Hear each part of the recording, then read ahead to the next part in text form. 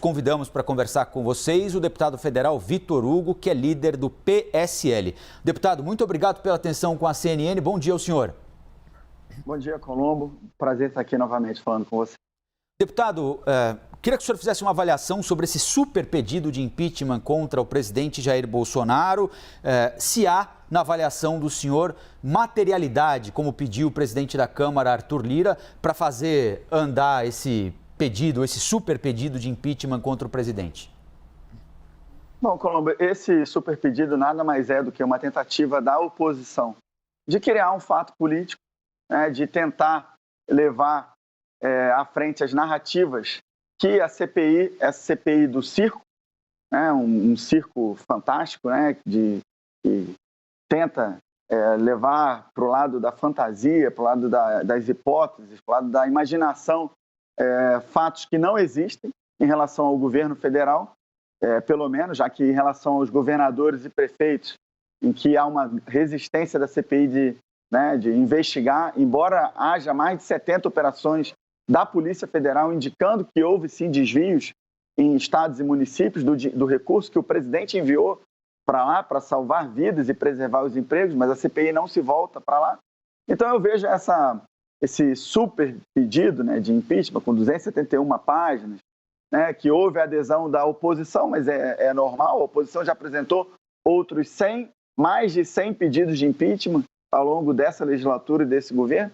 O que eles fizeram, na verdade, foi um resumo do que eles já vinham falando, com algumas pitadas desse caráter fantástico aí da CPI, mas que eu tenho certeza que não vai de forma alguma, e como não tem empolgado, né, nem deputados aqui da Câmara, né, da Câmara dos Deputados em Brasília, e nem a parcela da população. Então, na minha opinião, não há viabilidade nem jurídica, porque não existe um fato determinado, claro, não existe o que ser imputado ao presidente Bolsonaro, de um lado, e de outro lado, não há viabilidade política, porque me parece que foram 46 assinaturas, muitos deputados, ou alguns deputados ressentidos aí ao longo do processo, mas com o presidente, mas sem qualquer apontamento real de um crime de responsabilidade que foi cometido, e o governo federal como uma base, né, não existe possibilidade de ter os 342 votos que autorizariam o prosseguimento de um pedido desse.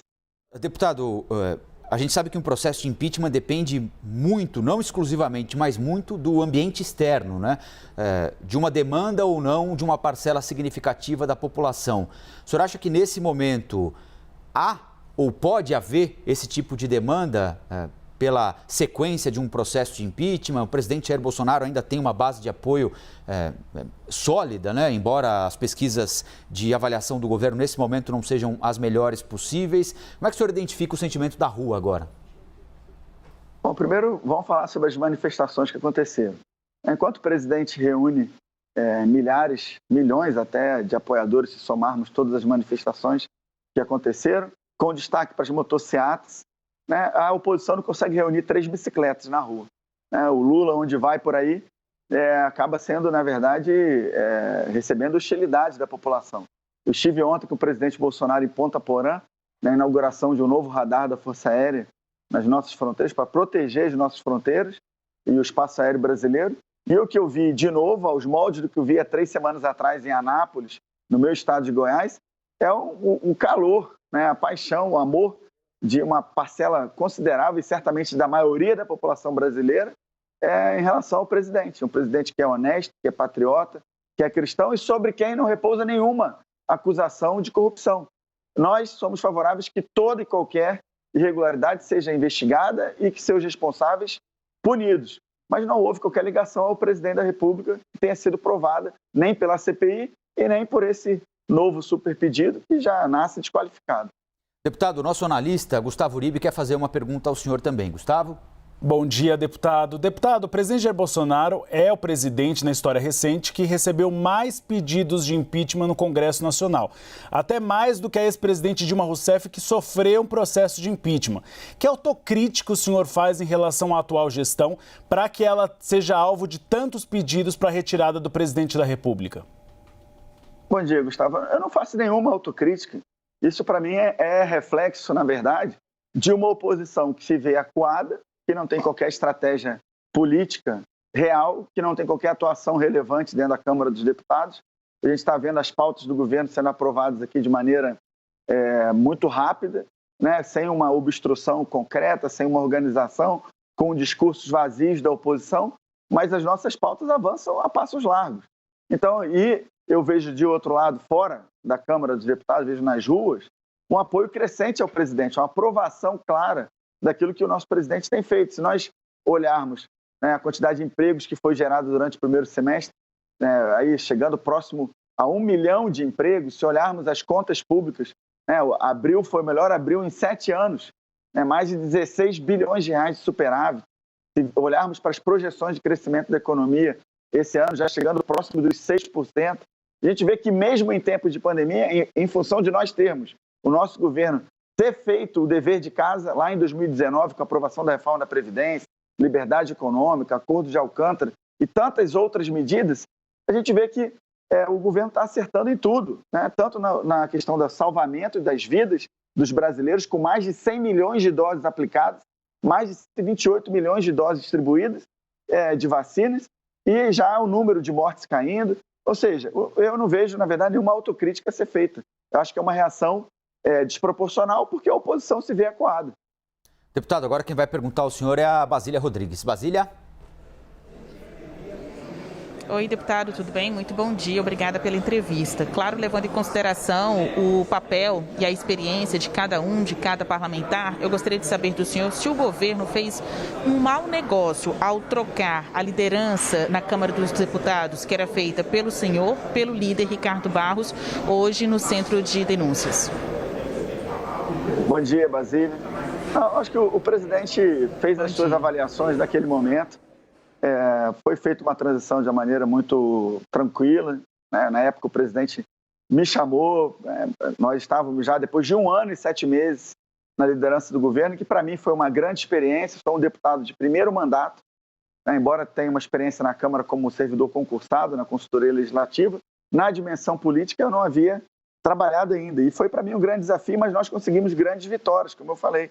Foram 41 medidas provisórias aprovadas, né? Reforma da Previdência, a questão da revisão da proteção social dos militares, depois veio a PEC do orçamento de guerra, a declaração da calamidade pública e apoio a empregos, auxílio emergencial. Então foi uma fase que nós vivemos de construção da base. Uma vez a base construída, e que houve a necessidade de se fazer isso em função até do começo da pandemia, em que o governo tinha que dar respostas mais ágeis e oportunas, e era necessário que nós tivéssemos então uma base mais consolidada, era natural também que o presidente, diante da mudança política que avizinhava, também mudasse o líder. E eu acho que isso foi feito de uma maneira correta. E essa avaliação ela é do presidente. Eu não posso, até por ser parte envolvida, por ter sido o líder substituído naquele momento, eu não posso emitir nenhuma opinião nesse sentido. O senhor acha que com esse clima um pouco mais polarizado agora, a partir desse super pedido de impeachment, com a CPI da pandemia andando no Senado e possivelmente sendo prorrogada até novembro, o senhor vê espaço para discussão de outros temas, para avanço de temas como reforma tributária, reforma administrativa, por exemplo? Acho que a Câmara dos Deputados, o Poder Legislativo, nós temos um compromisso com a população e temos um alinhamento claro com o governo federal, né? O presidente Arthur Lira também tem sido um grande parceiro nesse sentido, né? Embora mantenha a altivez e a independência da Câmara, naquelas pautas que são estruturantes para o país, ele tem sido um grande impulsionador. Aprovamos a MP da Eletrobras, né? Da privatização, da capitalização primeiro, mas que vai permitir a privatização na sequência, né? E temos aí, sim, a reforma administrativa e a reforma tributária, que nós esperamos, né, que esse clima político que tem sido gerado pela CPI e que tem, na verdade, desviado esforços do Senado Federal, que deveria se voltar, por exemplo, para o reequilíbrio de poderes no Brasil, né? A gente não deveria ter um Supremo Tribunal Federal avançando nas competências dos demais poderes, como fez, por exemplo, quando determinou a própria criação da CPI ou quando invalidou parte de decretos do presidente da República que tratava sobre armas, ou quando impediu o delegado Ramagem de tomar posse como diretor-geral da Polícia Federal, ou quando decretou a prisão de um deputado federal por suposto crime de opinião, sendo que os deputados são invioláveis, civil e penalmente. Agora, o fato do Senado, né, civil e penalmente por opiniões, palavras e votos. O fato do Senado estar voltado para uma CPI fadada ao insucesso, uma CPI circense, né, com um trio fantástico também de pessoas completamente desmoralizadas no âmbito público pelas fichas corridas que tem, a gente vê que desviou o esforço e essa necessidade premente de reequilíbrio dos poderes, o Senado não se dedica. E não se dedica a outras pautas importantes também, porque desvia esforço. Nós deveríamos estar, Câmara e Senado, voltados para, de novo, salvar vidas e preservar os empregos dos brasileiros, assim como o governo federal tem buscado fazer. Major Vitor Hugo, deputado federal, líder do PSL na Câmara, muito obrigado pela entrevista aqui para a CNN e até uma próxima, deputado. Bom dia. Obrigado, Colombo. Bom dia a todos aí. Um abraço.